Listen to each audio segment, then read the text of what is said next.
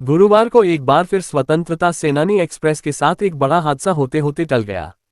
जयनगर से नई दिल्ली जाने वाली यह ट्रेन कानपुर से 60 किलोमीटर पहले कुरस्ती कला स्टेशन पर दुर्घटनाग्रस्त होते होते बची। इस बाबत हमारे संवाददाता ने बताया कि पूर्व मध्य रेलवे के समस्तीपुर मंडल स्थित जयनगर से दिल्ली जाने वाली स्वतंत्रता सेनानी एक्सप्रेस कानपुर जंक्शन से 60 किलोमीटर पहले कुरस्ती कला स्टेशन पर अचानक तेज आवाज के साथ चलते चलते रुक गई। आवाज सुनकर यात्रियों सांस एक पल के लिए हलक में अटक गई। कई यात्रियों ने यह भी बतलाया कि पहले प्रेशर पाइप फटने की बात बताई गई। बाद में पता लगा ट्रेन के पहिया का जर्नल तेज आवाज के साथ फट गया है, जिससे ट्रेन अचानक रुक गई।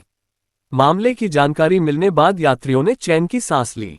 ट्रेन में चल रहे टेक्नीशियन की मशक्कत के बाद गाड़ी करीब 6 घंटे बाद गंतव्य की ओर रवाना हो सकी। प्रारंभिक स्टेशन जयनगर समस्तीपुर मंडल के अंतर्गत आता है, इसलिए इस संबंध में समस्तीपुर मंडल मुख्यालय स्थित कंट्रोल रूम से जानकारी लेने का प्रयास किया गया तो कंट्रोल रूम ने कुछ भी बताने में असमर्थता जताई।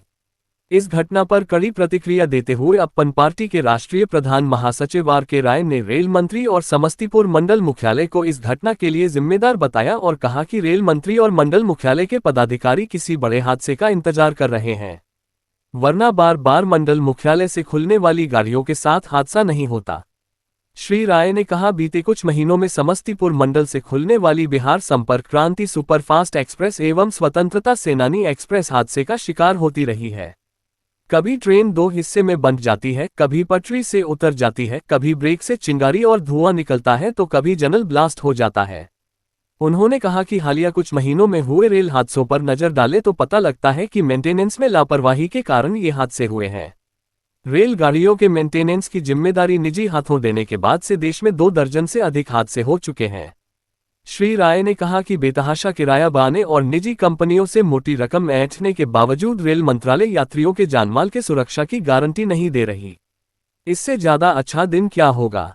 एक दौर था जब रेल हादसे पर शोक जताते हुए रेल मंत्री हादसे की जिम्मेदारी लेते थे, माफी मांगते हुए इस्तीफा देने की पेशकश करते थे। मगर करीब 10 सालों में दर्जनों हादसे हुए मगर किसी रेल मंत्री ने इस्तीफा देने की छोड़िए जिम्मेदारी लेते हुए माफी मांगना भी जरूरी नहीं समझा है।